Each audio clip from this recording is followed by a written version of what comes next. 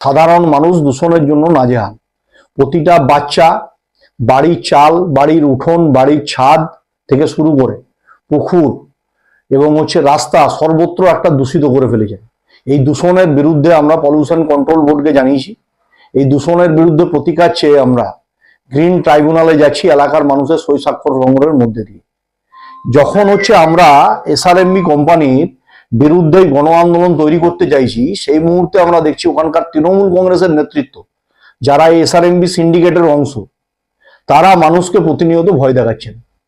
ওখানকার একদা জাতীয় কংগ্রেসের নেতা ছিলেন, বর্তমান তৃণমূল কংগ্রেসের নেতা, তিনি বাড়িতে ডেকে মহিলাদেরকে বলছেন লক্ষ্মীর ভান্ডার বন্ধ করে দেবো যদি দূষণের বিরুদ্ধে আন্দোলন করে।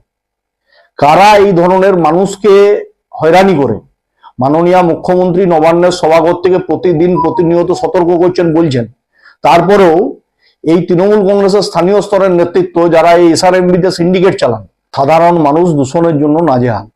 প্রতিটা বাচ্চা